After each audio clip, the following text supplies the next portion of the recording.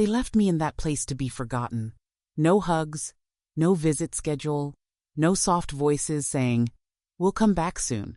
Just a van that smelled like bleach, a paper to sign, and my daughter's eyes avoiding mine like I was something shameful. The driver didn't speak, just drove. The home wasn't even in our part of town. It was far, far enough that they wouldn't have to explain my absence at Sunday dinner. The walls were beige, always beige. The kind of color people think is neutral, but it feels like silence. My room had one window that faced a brick wall. No flowers, no phone, not even a photo of the family I raised. The nurse called me Hon, but never said my name. I heard it only once, that first week from the receptionist, when she handed me my medication cup like she was feeding a stray. I wasn't sick. I wasn't losing my mind, but they talked around me like I was already halfway gone. They thought I'd sit in that chair by the window and shrink into a quiet little ghost. They thought I was done. They thought I wouldn't notice the locked doors or the way no one looked each other in the eyes. But I saw everything. I remembered everything. Birthdays missed, calls unanswered, whispers behind closed doors. They didn't just drop me off, they buried me. But I wasn't dead, not even close. I was listening, I was learning, I was planning. And while they built their lives without me, I was rewriting the ending of mine. Not with bitterness, not with noise, just with one quiet signature that would make sure they remembered me long after I was gone. I gave them everything I had. And when that wasn't enough, I gave them what I didn't. I remember those early years bare cupboards, drafty windows, and bills that came in red envelopes, the kind you tuck under the table until payday. I didn't have much, but I had my hands. So I used them. I cooked from scraps, stretched one chicken into 3 meals, and made soup with bones and prayers. I saved. I stitched. I sacrificed. There were winters when the only heat came from the oven and a door left open. I kept the children bundled in layers made from old coats I cut apart and resewed. I made mittens from sleeves and scarves from curtain hems. I told them it was a game, that we were pioneers surviving together, and they believed me. I suppose I believed it too. Believed that love was louder than struggle, that a warm meal and a kiss on the forehead could shield them from how cold the world really was. I worked night shifts cleaning offices, came home and packed lunches before the sun came up, then walked them to school with my shoes full of holes. My fingers were always tired, always cracked, but they held the spoon, the thread, the comb. I never let them feel the weight I carried. I wanted them to grow up light, free. They never knew I skipped dinners so they could eat second helpings, or how I pawned my wedding ring the year the boiler broke. I told them I misplaced it, then smiled while they looked for it like it was a game. I believed in family, like some folks believe in God. Not because it always made sense, but because it had to. Because I thought if I gave everything, one day I'd be surrounded by Sunday dinners and grandbabies on my lap. I thought loyalty was something you pass down like a family recipient that starts with sacrifice and ends in love. I didn't keep count of what I gave. I didn't expect to. I didn't want thank yous or trophies. Just warmth. Just a little softness when I grew older. A chair pulled out. A coat zipped up for me for once. But somewhere along the way, things got quiet. Not peaceful quiet. Not the kind you pray for when the house is loud with joy. This was different. Cold. I noticed the calls came less. The visits shorter. My stories once met with laughter, now interrupted or waved off. I asked about their lives and got one-word answers. I stopped asking. I thought it was just a phase. People get busy, I told myself. Kids grow up. Families shift. But the shift never stopped. It widened, became a space I couldn't cross. Still, I tried. I baked for birthdays, sent cards with shaky hands and $20 bills I could barely spare. I offered help, gave advice when asked and sometimes when not, but it wasn't enough. Or maybe it was too much. Maybe I became a mirror they didn't want to look into, a reminder of what love costs when it's real. I saved. I stitched. I sacrificed. And when I looked around and saw nothing of mine left in their homes, not a quilt, not a photo, not even my voice, I understood. I was part of the past they didn't need anymore. A chapter closed, boxed, and shelved. They saw me as done, used up, an old coat to be stored away. They forgot the warmth I gave, the hours I bled into their lives. But I remembered every skipped meal, every torn hand, every night I spent keeping their world whole. I remembered. It started small, like most storms do. A gentle nudge here, a strange question there. My daughter once asked me if I had my bank account organized, said she was just thinking ahead in case something ever happened. I laughed, said, "Nothing's happening yet, honey." She smiled, but it didn't reach her eyes. That smile, soft on the outside, sharp underneath, stayed with me longer than it should have. But I brushed it off. Thought maybe she was just trying to be responsible. They say the roles reverse as we age. I figured this was that. Then came the talk about downsizing. Not once repeatedly. They'd mention how big the house was, how the stairs were dangerous, how a smaller place would be easier. "You don't need all this space, Mom," they'd say, looking around like the life I built there was just clutter. I laughed again, said, "Well, I like my clutter." But every time they visited, they'd bring it up. A brochure left on the table, a just-in-case pamphlet tucked into my purse. They meant well, I told myself. They were thinking of my safety, not trying to erase me. The visits changed, too. They'd whisper in corners when they thought I couldn't hear. Eye rolls exchanged over my head when I asked the same question twice. My grandson showed me something on his phone, and when I said I couldn't see it clearly, he shrugged and walked away. No explanation. No patience, just gone. I caught my son looking at my medication once, flipping through the labels. When I asked what he was doing, he smiled too quickly and said, "Just checking in, Ma." Then came the doctor visits. Ones I didn't schedule, appointments I hadn't agreed to. My daughter drove me, said it was just a routine checkup. But the nurse kept using words like evaluation and mental decline. I asked if something was wrong. No one answered directly. They looked at each other more than they looked at me, like I was fading, and they were already discussing how to rearrange the furniture around my absence. Still, I didn't want to believe it. I told myself they were tired, raising their own kids, juggling too much. Maybe I was a bit much. Maybe I repeated stories one too many times, or talked about people they didn't know anymore. I told myself they were just worried. That's what love looks like, right? Worry, planning ahead, making sure things are in order.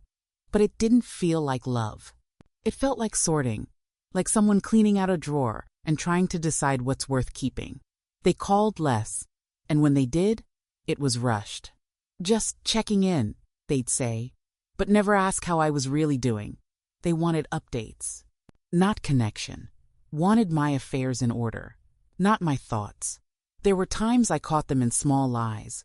A bill paid late that they said they mailed. A document signed without my full understanding. Just paperwork, they'd shrug. Nothing serious. But I read between the lines, even if I didn't let on. I knew something was shifting, I just didn't want to name it. Because naming it would mean admitting that maybe, just maybe, the people I loved more than myself were preparing to live without me. Preparing a future where I was managed, not included. And that broke something in me. So I chose silence. I chose faith. I told myself families go through seasons, that we'd come around, that they'd remember who I was, not just what I had. Maybe they were tired. Maybe I was a bit much. Maybe they really thought they were helping. I don't know. All I knew was that love used to sound like laughter, and now it sounded like whispers. And I was still trying to pretend I didn't hear them. It was supposed to be a short visit. Just a week or two, they said. Give yourself a break, Mom. My daughter packed my bag while I stood there watching. I hadn't even agreed yet. We already called the place, she said, zipping the suitcase shut like that settled it. It's nice. Just try it. I didn't want to argue. I didn't want to be difficult. Maybe they were right. Maybe a short stay would be good. The ride there was quiet. Too quiet. My son kept checking his phone. My daughter stared out the window. I kept glancing at the bags in the trunk. There were too many for just a few nights. But I didn't ask. I didn't want the answer. When we pulled up to the building, I felt it in my chest. That stillness. That kind of stillness that only lives in places people are left, not visited. The nurse came out with a clipboard, smiling too wide. "Welcome, Mrs. Jacobs. We've got your room already." My daughter squeezed my hand. "Just get settled, okay? We'll be back this weekend." But she didn't meet my eyes. None of them did. They left before I even took my coat off. I turned to ask something anyvug, but the car was already gone. The nurse showed me to a small room with pastel curtains and a bed that wasn't mine. I sat down and felt the walls shrink around me. When I asked if I could call my kids, she said, "Oh, I believe they'll check in next week." I didn't ask again. The first time I tried to use my bank card, it was declined. I thought it was a mistake. I called the number on the back and was told there had been a change in account access. My name wasn't primary anymore. I asked who changed it. The man on the phone paused, then said, "A family member." I hung up without speaking. My hands were shaking. I hadn't given anyone permission. No one had asked. I called the house next. My house. No answer. I called again and again. On the third try, the line had been disconnected. I stared at the wall for a long time. No television in the room. No pictures. Just beige walls and silence. Later that week, a neighbor's niece came to visit someone down the hall. She saw me in the corridor and stopped. Her eyes widened. "Oh, I thought you moved away," she said. "Your house, someone else is living there now." My knees nearly buckled. She said she saw a moving truck just 2 days after I left. "They cleaned it out fast," she added. "Donated a lot of your things to the church. My wedding china. My books. The blanket I crocheted during chemo. Gone. Given away like leftovers." I asked the staff if I could have my mail forwarded. They said there was nothing under my name anymore. Your daughter said she took care of that. That's when it hit me. They'd taken my name off the mailbox before I could take my coat off. I wasn't visiting. I wasn't staying temporarily. I had been removed, displaced, discarded. No one came to see me. No calls. No cards. Days passed in a blur of meals I didn't ask for and medication I didn't need. They took everything while smiling. While calling it love. While telling each other it was for the best. I used to have a porch where I drank my morning tea. A pantry where I kept jars I labeled by hand. Now I had a plastic tray and a locked door. They didn't just take my house. They took my place in the world. My independence. My name. They took my story and erased the parts where I was strong. Left behind only the version they could control. I laid on the unfamiliar bed and stared at the ceiling, too stunned to cry, too numb to scream. There's a kind of betrayal that doesn't burn, it freezes. And I was frozen, quiet, watching my life move on without me, watching them live as if I never existed. I didn't cry. Not in front of them. Not in front of anyone. I sat in that quiet room and folded the pain into a small square, tucked it somewhere deep where it couldn't shake me. I didn't yell. I didn't plead. I listened. I waited. I paid attention. That's the thing about being old. They forget you're still watching, still thinking, still dangerous. They took my voice. I used my pen. There was an old notebook left in the nightstand, the kind with a bend in the middle and pages that crackle when you turn them. I picked it up one night when the halls were dark and the television had gone to static. I wrote one line, the 9th of April. They said it was temporary. The next night, I wrote more. I began to trace it all. Who said what? When the accounts changed. What questions they asked, and what answers I gave. I remembered more than they thought I would. Birth dates, PIN numbers, bank names, conversations in passing that, at the time, seemed like nothing. But now they glowed like warning lights. I listed every item that vanished from my house Ivory heirloom. Every keepsake, every document. I drew the floor plan of my home from memory. Each piece of furniture. Every photograph I had hung with care. I remembered where I stored my will. I remembered who had a spare key. The more I wrote, the clearer my mind became. I could almost hear myself again. Not the woman they boxed up and filed away, but the woman who raised a family on broken shoes and boiled potatoes. The woman who worked nights, kept receipts, and stretched pennies like ribbon. She wasn't gone. She'd just been quiet. There was a nurse on the night shift, Rita. She had soft eyes and a nervous smile. Younger than my youngest grandchild. She called me Mrs. Jacobs, with respect, not pity. One night, I asked her if she knew much about power of attorney. She blinked, surprised, but nodded slowly. I asked her if people ever get put here against their will. She looked at the door before answering. More than you think, she said. I asked questions carefully, not too many at once. I didn't want to scare her off. I told her I had some things I wanted to check, documents I wanted to look over. She offered to help print forms, said she had a cousin who was a paralegal. I thanked her, then let the silence settle between us like a pact. I started reading everything I could. Rita brought me a few books from the library. Elder rights, estate laws, medical consent forms. The same mind they claimed was slipping grew sharper with every page. I wasn't confused. I was calculating. Every signature I hadn't given. Every choice made without my say. I studied their mistakes like a surgeon studies the body slow. Exact, unshaking.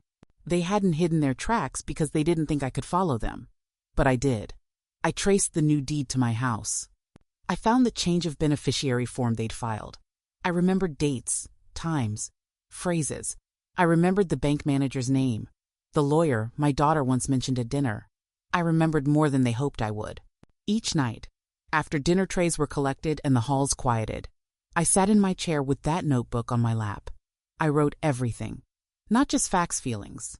I wrote about the warmth of my home, the smell of my late husband's cologne in the hallway, the way my daughter used to braid my hair when I was sick, the good and the bad. I wrote it all, because one day, someone would need to see it. Someone would need to understand that I wasn't fading, I was documenting, preparing. This wasn't rage. It wasn't revenge for the sake of revenge. This was justice. And justice, I learned, moves best when it's quiet, when it's underestimated. I smiled at the nurses, took my medication, walked the halls like a woman halfway gone. But inside, I was making a map, and every page brought me closer to the door they thought they'd locked for good. They took everything from me, my home, my name, my place, but they forgot the most dangerous thing of all, the part of me that never needed noise to be powerful. I didn't raise a family with money. I did it with grit, with silence, with strategy.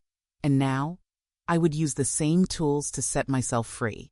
I didn't make noise. I made moves. After months of writing, remembering, and rebuilding the pieces they tried to scatter, I finally put pen to paper in a different way. A letter. Not emotional. Not angry. Just clear. Just truthful. Every word chosen with care. I addressed it to a firm I remembered from years back, one my husband once mentioned. A firm that handled wills and trusts for families like ours. I mailed it with Rita's help, using her cousin's business address so no one could trace it back too soon. And then I waited. It took 3 weeks. I counted every day by the number of trays left outside my door. On the 22nd day, he arrived. Young, crisp suit. Kind eyes that didn't look past me. He introduced himself simply. "I'm here because of your letter, Mrs. Jacobs." I offered him a chair, closed the door, and then I opened the notebook. I showed him everything: names, dates, documents, timelines, the nurse's notes, the accounts, the property records, my handwritten will, my power of attorney, signed years ago and never revoked. I spoke plainly, clearly, slowly. I watched his eyes change from cautious to astonished. When I finished, he sat back and said, "We can fix this." The next step was proof. So I underwent a full mental evaluation at my request. A state-appointed psychologist spent 3 sessions with me, asked questions, gave tests, watched how I moved, how I remembered, how I answered when he changed the subject to try and trip me up. I let him. I let them all try, because I knew who I was. I hadn't lost myself. I had simply been unheard. 2 weeks later, the letter came back. Cognitively sound, legally competent, fully independent. I stared at that sentence for a long time, longer than I needed to. It felt like someone had handed me a mirror after months in the dark. I saw myself again, not as they saw me, weak, soft, fading, but as I was, whole, sharp, ready. We filed the suit the next day. Fraud, financial abuse, unlawful detainment. It was all there in black and white. They forged my consent, altered accounts without permission, moved property behind closed doors, used my age as a shield and my silence as an excuse. But not anymore. The news spread fast. My daughter called first, voice shaky, fake concern dripping from every word. "Why didn't you tell us you were upset, Mom?" I didn't answer. I didn't need to. The court date was set. The letters had been served. My voice was being heard somewhere much louder than her phone. When I walked out of that facility, it was on my own 2 feet. No wheelchair, no escort. Just me, a small suitcase, and a document that restored my name. Rita walked me to the curb. We didn't hug. We didn't need to. She had been my lifeline, a quiet witness. And sometimes, that's all a woman needs. The house was no longer minute. At least, not yet. But my accounts were. My records were. My rights were. And what they had taken, I was taking back, piece by piece. I rented a small place with sunlight and a porch swing. I hung new curtains, planted herbs in chipped pots, and on the table, I placed a framed copy of that evaluation letter, right next to the court summons with their names on it. They signed the papers. I rewrote them. The court will decide what comes next, but I've already won. Not because of money, not because of property, but because I proved I was still here, still thinking, still capable.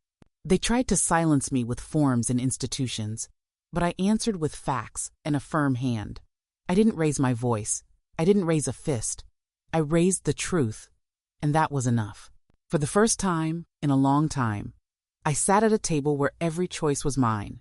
Tea steeping, papers in order, and peace settling in like an old friend. I had taken it all back quietly, and no one saw it coming.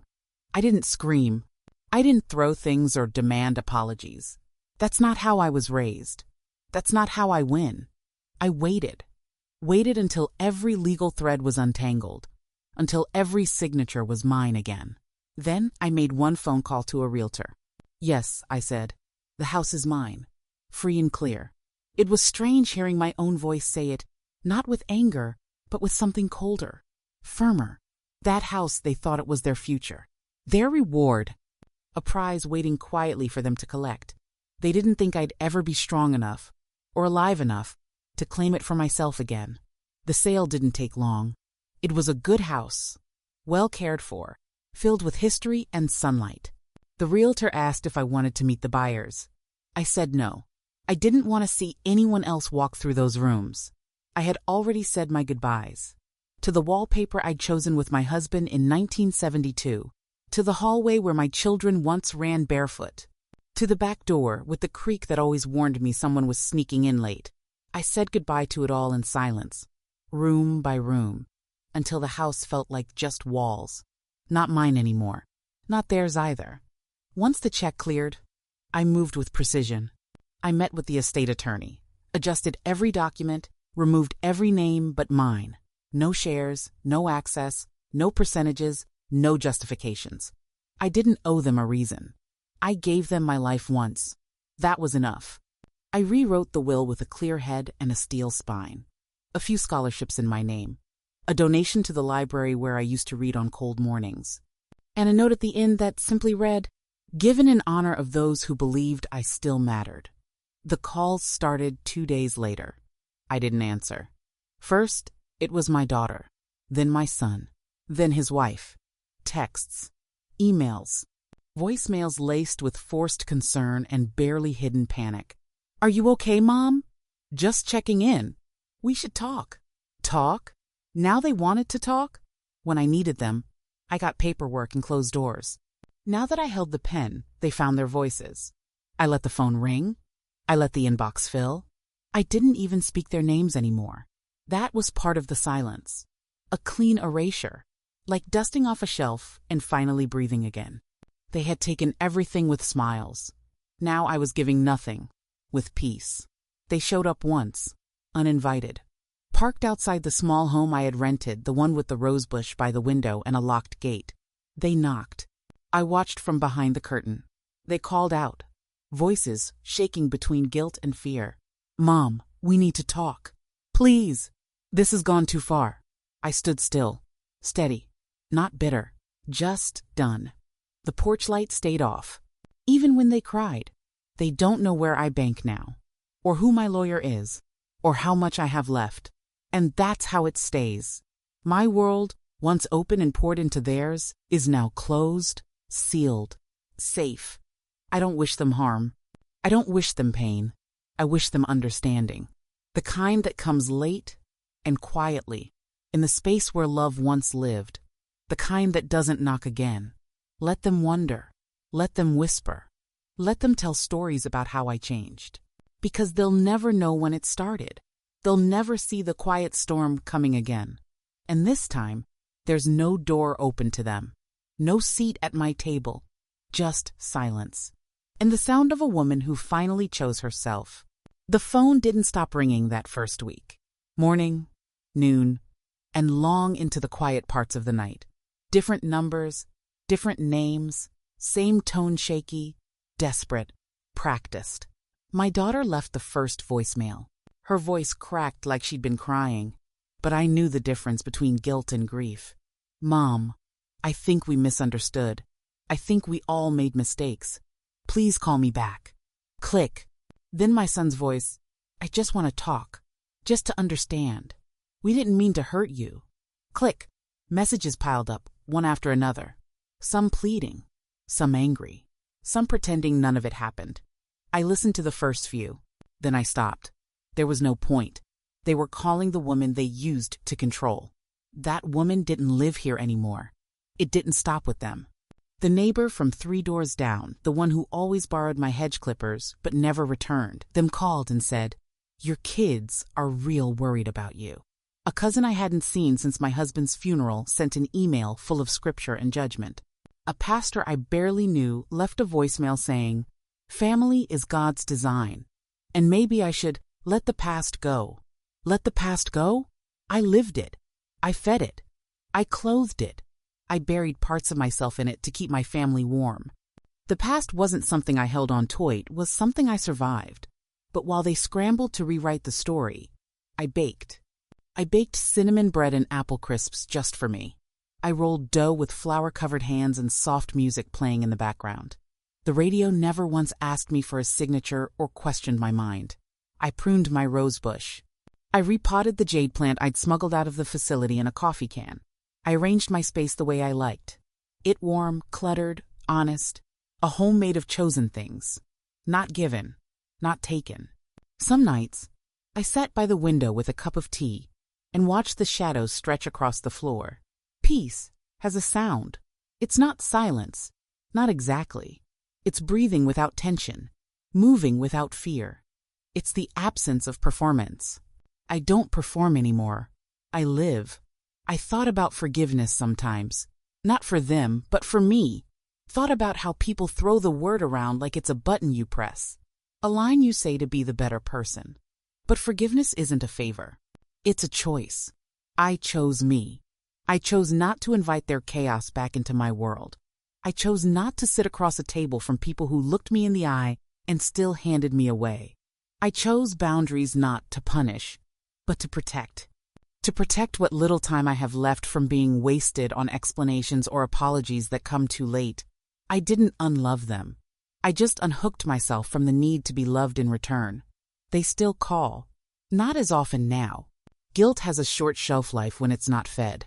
Sometimes I imagine them trying to piece it together, who told her what, when she found out, how she found the strength.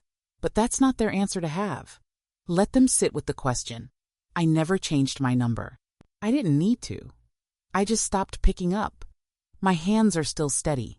My voice is still mine. And these days, the only person I answer to is the one in the mirror who finally smiles back. It's strange how silence feels when you choose it for yourself. Different. Lighter. Not the kind that swallows you, but the kind that wraps around your shoulders like a shawl on a cool morning. These days, I wake when I please.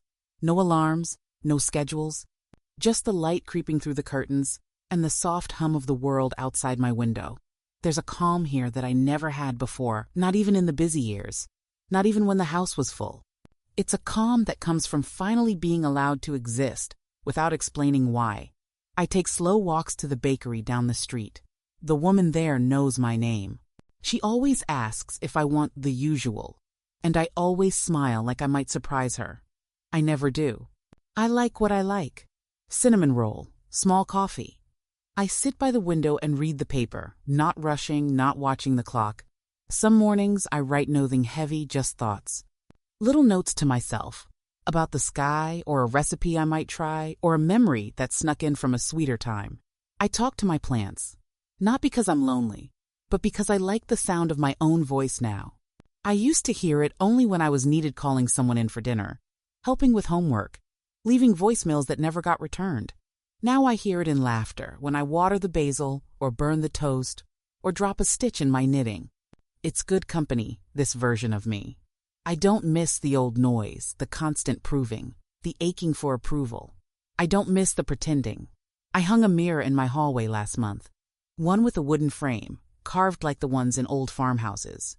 For a while, I avoided looking into it. I wasn't sure what I'd see. But last week, I stopped and really saw myself.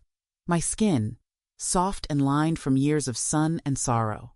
My eyes, still sharp, still watching. And my mouth curled ever so slightly into something like peace. I wasn't broken, just buried. And now I've unearthed myself, piece by piece, without anyone's permission. I planted lavender in the small strip of earth by my porch. It's thriving. I always believed things could bloom again if given the right light, the right time. I suppose that's true for people too. I found joy in little things: warm socks, fresh bread, handwritten letters I send to old friends without expecting a reply.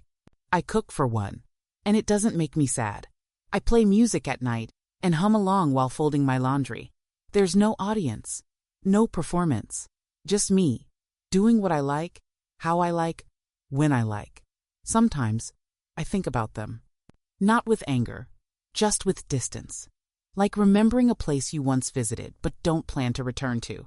They were part of me once, but not anymore. I gave what I had, and when that was gone, I gave more. It's not my fault they mistook sacrifice for weakness. It's not my burden to carry how they treated me. Maybe I wasn't the burden after all. Last Tuesday, I passed a flower stand on my way back from the market. No one had sent flowers in years. Not for birthdays. Not for Mother's Day. Not even when they thought they were saying goodbye. So I stopped, picked a bouquet of yellow tulips and baby's breath, paid in cash. Walked home with them, cradled in my arms like a small, fragrant secret. I placed them in a jar on my kitchen table and smiled. No one sent flowers. So I bought a bouquet for myself. That evening, I made dinner. Just for me. 1 plate. Cloth napkin. Candle burning low. I didn't rush. I didn't check my phone. I didn't feel alone. I sat at my table. Alone. And that was just fine. It started with a letter. Just a short one. I didn't know if it would matter. I saw a notice at the library bulletin board, Community Voices, it said, inviting elders to share their stories. Most were about recipes or wedding days or how to pickle something properly. But I wrote about what happened to me. Not all the details, just enough. I wrote about losing a home I built, about signatures that weren't mine, and about finding my voice again in the quiet. I didn't think anyone would care. But the librarian called a week later and said, "We've gotten more letters, because of yours." Then came the forums, online spaces with names like Silver Threads and Daughters of the Porchlight, places where women like me, older, quieter, overlooked, gathered to share. At first, they posted poems, stories about childhoods and recipes and husbands long past. But slowly, carefully, the truth started coming out. One woman wrote that her son had tricked her into signing away her land. Another said her niece had taken her jewelry while she was in rehab and pawned it. Another whispered, "They said I was forgetful, But I remembered everything. We weren't angry. Not in the way people expect. We weren't looking to scream or protest or light fires. We were just done being quiet. We started sharing what we knew how to check the deeds, how to file a report, how to find lawyers who listen. We started compiling lists, who to trust, what documents to lock away, what words to watch for when they say they're helping. We had our own code, our own justice, not the kind you see on television. Ours was slow, poetic, legal, final. We weren't loud, but we were everywhere. One woman, a grandmother in Michigan, mailed her grandchildren a copy of her new will with a sticky note. If you want to see what I left you, try calling me first. Another used her retirement money to start a hotline, just a voicemail box at first. But people called, because someone was finally listening. We wrote letters to editors. Some were published. Most were not. But we kept writing. We made our own newsletters printed on old machines, passed hand to hand at bingo nights and potlucks. I got one last week, wrapped in a church bulletin. Inside was a story so close to mine, I had to sit down. Same betrayal, same silence, same sharp rise back to self. We began to recognize each other in small ways, an extra-long glance at the bank, a knowing nod at the doctor's office, a certain strength in the eyes that said, "You too?" I wasn't alone anymore. And I wasn't just healing, I was helping. One afternoon, I stood in line at the pharmacy. Behind me, an older woman fumbled with her card and muttered something about, "My daughter handles all the money now." I turned around and smiled. I didn't say much, just offered to walk her through a few forms. A week later, she called me and said, "I got it back. My name, on the account. It's mine again." That's how it spreads. Not in riots, not in rallies, but in whispers, in mailboxes, in waiting rooms and knitting circles and email threads that no one younger ever sees. We don't need headlines. We just need each other. We don't want revenge. We want recognition, respect, and room to breathe without being boxed into silence. We're not burdens. We are the backbone. Now when I sit on my porch, I sometimes get letters from across the country. Women who say they found the courage because someone like me lit a small fire. A controlled burn. Enough to clear space for something new to grow. I don't know what the world will say about us. Maybe nothing. Maybe they'll keep calling us sweet, tired, soft-spoken. Let them. We know the truth. We weren't loud, but we were everywhere. I sat at my small kitchen table, the afternoon light soft against the papers in front of me. No rush, no pressure, just peace. The final draft of my will sat there, fresh from the lawyer's office, pages still warm from the printer. I read it one last time, not to double-check, but to honor the words. Every line was mine. No coercion, no tricks. Just my truth, written down clean and clear, the way it should have been all along. I didn't leave the house to the ones who signed it out from under me. I didn't leave my savings to the ones who stopped calling when there was nothing left to take. I left it where it mattered. To the women who understand. To shelters that keep grandmothers safe when their families don't want. To legal aid programs that protect those without a voice. To quiet rooms where women rebuild their names with the help of one good lawyer and one kind heart. That's where my story goes now. And to my granddaughter, the only one who visited without needing anything, who brushed my hair in silence when I was too weak to do it myself, I left something more personal. Not just money, a letter, a key, a memory I never told anyone else. Because she saw me, not as a burden, but as a whole person. Because she asked how I felt before she asked what I had. That kind of kindness, small, quiet, realis, worth more than anything locked in a safe. She'll read my story someday, and she'll know I remembered her. I always did. The rest, I left them letters too. Not to wound, just to tell the truth. Each one handwritten, steady, with every word chosen like a stone placed in a path. I didn't accuse. I didn't explain. I just told them what they didn't see, what they didn't ask, what they chose not to understand. I left them with facts, with moments they forgot, but I never could. I didn't want their apologies. I wanted clarity for myself. And for whoever reads those letters after I'm gone, I've learned that legacy isn't built in grand gestures or loud moments. It's built in what we protect and what we leave behind when we no longer need to prove anything. I have nothing left to prove. I did the work. I told the truth. I survived. They buried me in paperwork. I signed my name in ink they can't erase. I don't need to be remembered as the perfect mother or the forgiving matriarch who smiled through betrayal. That's not my story. I want to be remembered as the woman who woke up, who stood up, who made choices at the end that mattered more than the ones she made in the middle. I was forgotten once. Now, I will be remembered on my terms. Not in their voices, but in mine. Not in their stories, but in the quiet places I helped protect. In every woman who reads my words and thinks, maybe I can too. That's my legacy. Not a fight. A flame. Still burning.